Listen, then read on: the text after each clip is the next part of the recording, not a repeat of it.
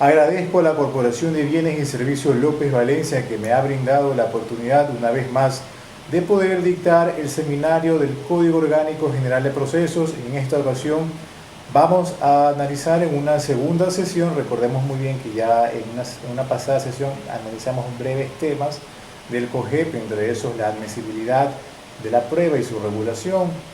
El día de hoy vamos a abarcar ciertas temáticas acerca de los diferentes tipos de audiencia. Otras temáticas también vamos a abarcar respecto a un poco el sistema de oralidad, respecto a el contacto entre las partes y el juez.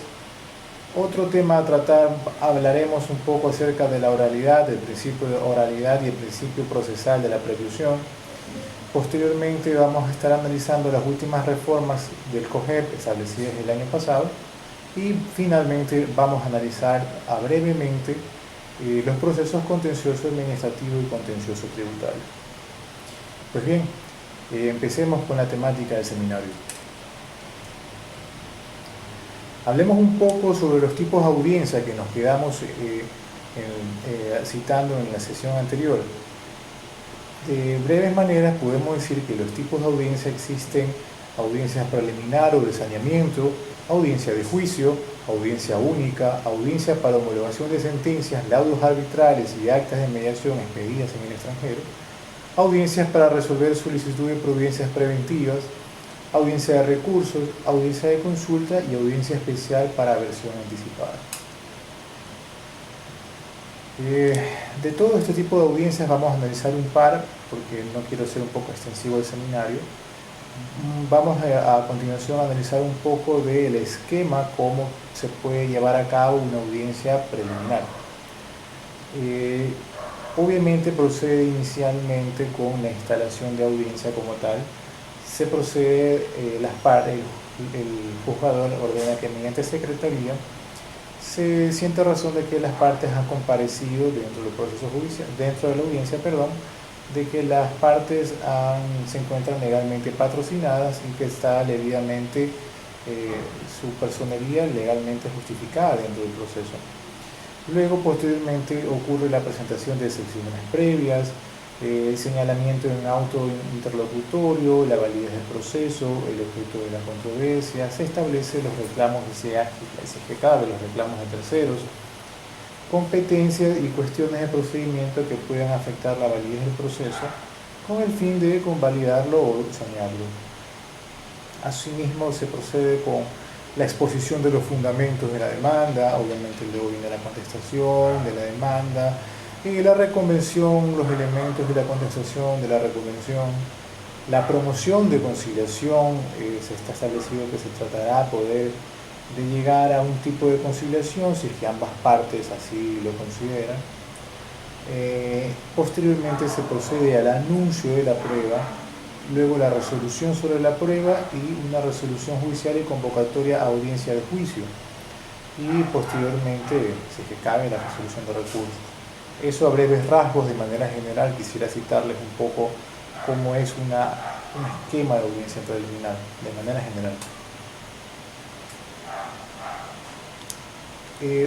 Otro tipo de audiencia que seleccioné para la temática de este curso es un poco el esquema de la audiencia de juicio. Básicamente consiste de que una vez que el proceso ha sido saneado, se realiza la audiencia de juicio, donde se producen las pruebas, las partes alegan y el juez emite su resolución de manera oral. El juez tiene que disponer a secretaría la lectura de la resolución del extracto del acta de la audiencia preliminar, concede la palabra a la parte actora para que formule su alegato inicial y que determine el orden en que se reproducirán sus pruebas, obviamente de acuerdo a la estrategia de litigación que posee cada abogado patrocinador. Tiene que conceder la palabra a la parte demandada para que formule su alegato inicial y de igual manera tiene que determinar el orden en que practicará sus pruebas. El juez tiene que disponer la práctica de las pruebas admitidas, solamente se tiene que poner en práctica, reproducir las pruebas que fueron admitidas, siguiendo el orden solicitado por las partes como tal. Si es que se me viene a la mente, una parte accionante solicita que se reproduzca determinada resolución o solicita que se reproduzca tal documento que consta dentro del proceso. Se me viene a la mente en un proceso de carácter tributario aduanero, solicita que se reproduzca, se me viene a la mente una declaración o un manifiesto de carga, temas así, por dar un ejemplo. Posteriormente tiene que conceder el tiempo para que se expongan los alegatos finales, primero la parte actora y posteriormente la parte demandada. Se admite una sola réplica respecto de los alegatos. El juzgador podrá solicitar aclaraciones o precisiones. Emite posteriormente el juzgador la decisión oral. Se podrá suspender la audiencia hasta que se formule una decisión. Se debe reanudarla dentro del mismo día, en el caso de ser posible. Para la decisión oral tiene que reanudarse dentro del mismo día. Por lo general, lo que hacen los juzgadores, obviamente solicitan que para emitir su resolución determinado tiempo para que posteriormente se pueda dictarla y emitirla. Suspenden un poco la sesión para que se reanude dentro de 1 o 2 horas para que posteriormente el juzgador pueda emitir su resolución.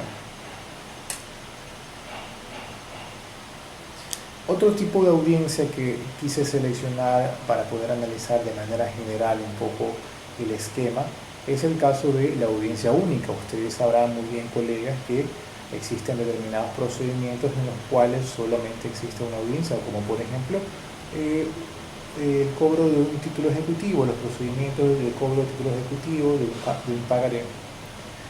En la audiencia única existen los procedimientos sumarios, los ejecutivos que hacía mención anteriormente, los monitorios, eso está contemplado en el COGEP. Inicialmente, primero hay la parte de las excepciones, posteriormente cabe el saneamiento del proceso, el pronunciamiento sobre la validez del procedimiento y la validez del procedimiento, el objeto de la controversia y una conciliación en caso de que las partes consideren que han llegado a un acuerdo. Se sentará acta de conciliación en el cual se estipula que dentro de la audiencia única las partes acordaron un acuerdo judicial y en el cual contemplaron que ahí se tiene que detallar las especificaciones en el cual cómo fue que llegaron a un acuerdo como tal.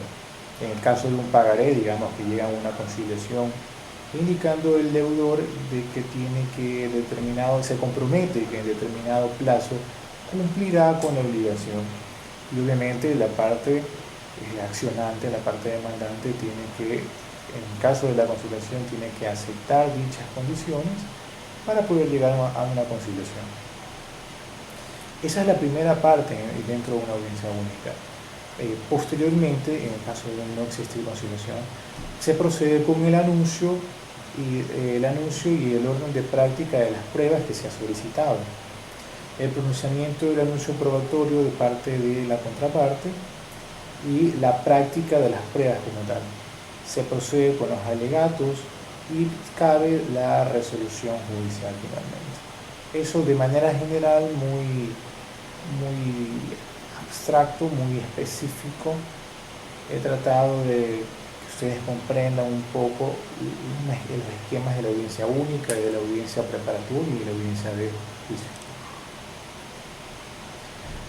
Pues bien, siguiendo con la temática del presente seminario, quisiera manifestar un poco la oralidad en el COGEP, partiendo que sea la oralidad el criterio preciso para en un proceso instaurar el diálogo entre los participantes no parece discutible, como tampoco lo es que debe ser diseñado el sistema de tal forma, que esta realidad dialéctica sea personal e inmediata, además que esté dotada de eficacia para la formación de la prueba, esto es la instrucción probatoria.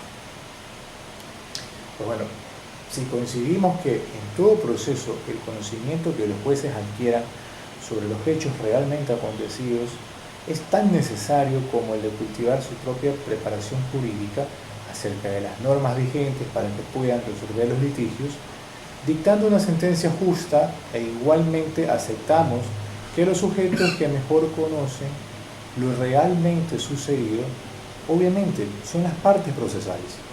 Sus testimonios se tornan fuente de prueba, por así lo denomina la doctrina, utilísima para la determinación de la verdad de los hechos. Su interrogatorio libre pasa a ser elemento indispensable para la oralidad.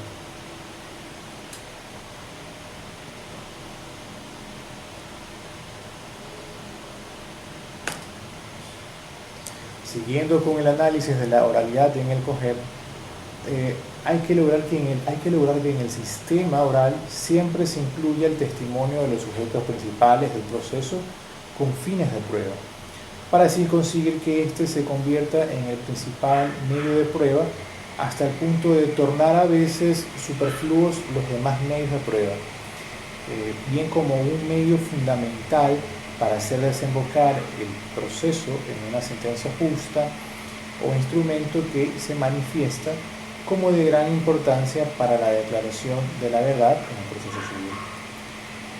En lo que concreta en norma el COGEP en su artículo 187, que hace referencia a la declaración de parte, estipula que es el testimonio acerca de los hechos controvertidos, el derecho discutido o la existencia de un derecho rendido por una de las partes. La declaración de parte es indivisible en todo su contenido, excepto cuando exista otra prueba contra la parte favorable del declarante. El interrogatorio y el contrainterrogatorio se practicará acorde a lo establecido en el artículo 178 del COGEP, que estipula que la práctica de prueba testimonial, la parte que haya pedido la presencia del declarante procederá a interrogarlo. Una vez terminado, la contraparte podrá contrainterrogar al declarante. Para finalmente, el juez, de acuerdo a lo prescrito en el artículo 186 tiene que proceder a la valoración de la prueba testimonial, para lo cual debe valorar la prueba el juzgador acorde al contexto de toda la declaración y su relación, obviamente. Tiene que guardar el testimonio en relación con las otras pruebas aportadas por las partes, aportada por la parte interesada en este caso, dentro del proceso judicial.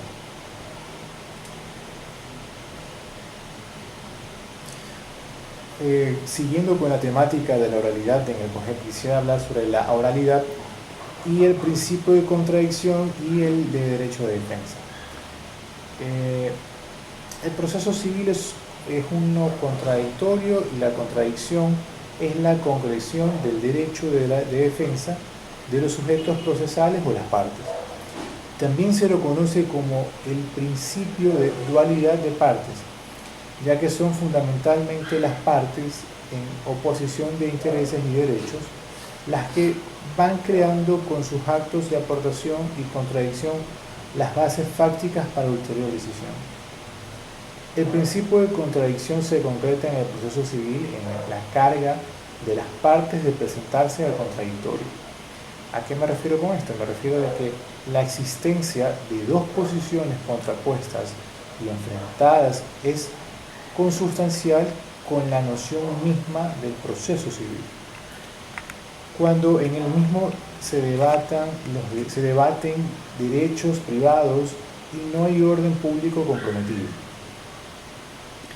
La modalidad de la contradicción puede variar, pero nunca faltará. Por ejemplo, en el caso de las medidas cautelares que analizamos anteriormente en otro seminario, se dictan inaudita parte, pero la contradicción, no obstante, demorada necesariamente tiene que darse. De aquí que toda alegación provoca que la contraparte sea oída, para lo cual el juez debe correrle traslado en caso de que no esté presente. La obligación de oír a la contraparte se la conoce como el principio de audiencia. Está directamente vinculada con el derecho de la defensa, obviamente. El principio de audiencia se encarna en la provisión de que exista una sentencia condenatoria como quien de modo abstracto no haya podido defenderse. Se dice en abstracto porque no hace falta que se ejerza la defensa, sino que se le dé la posibilidad que ello ocurra.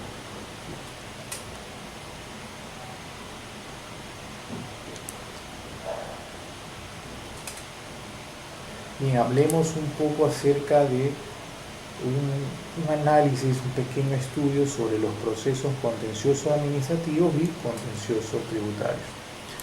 El COGEP, respecto a los procedimientos contenciosos tributarios y contencioso administrativo, ustedes saben muy bien que en el artículo 299 estipula las disposiciones comunes a partir de la competencia como tal.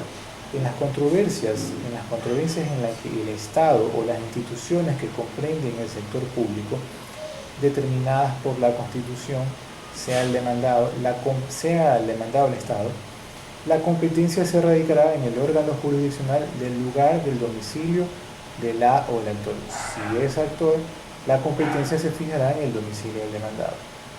Disposiciones comunes que regula el COGEP.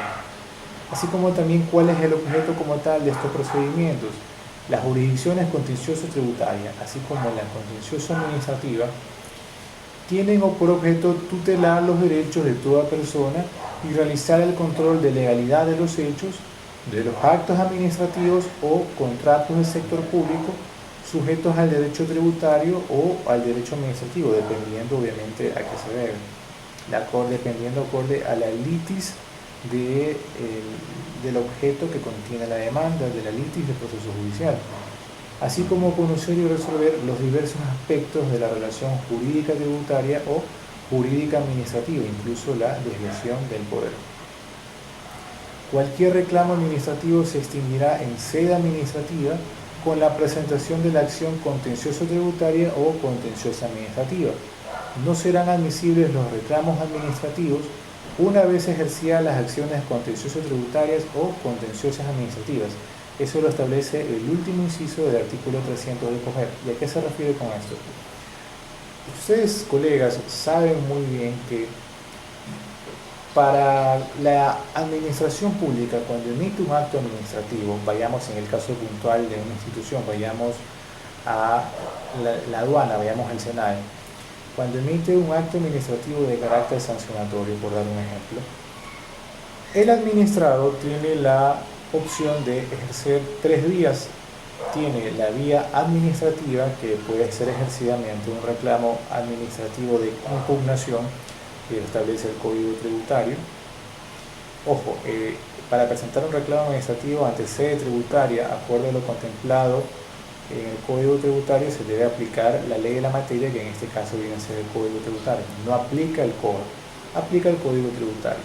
El COA aplica para otro tipo de actos administrativos que no son de carácter tributario. Bueno, no entremos en esa materia porque estamos alando hilos, por así decirlo, porque eso es objeto de otro seminario. Pues bien, les comentaba que cuando la administración pública emite un acto administrativo, una de las vías que tiene el administrado para poder impugnarlo como tal es la sede administrativa mediante un reclamo de impugnación.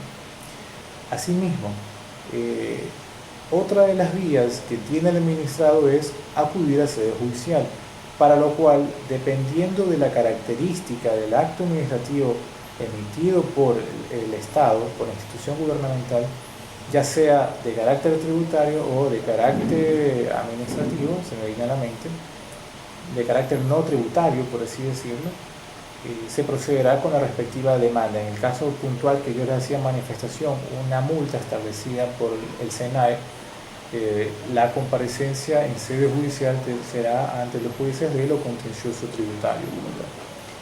Y la tercera vía que tiene el administrado para poder ejercer su derecho de impugnación, por así decirlo, es la sede constitucional, mediante la respectiva acción de protección. Pero recordemos ustedes que los jueces que analizaban una acción de protección, iba a decir los jueces constitucionales, pero por mandato de la Constitución todos los jueces tienen esa cualidad. Los jueces por lo general lo que manifestaban es que no era la vía idónea como tal.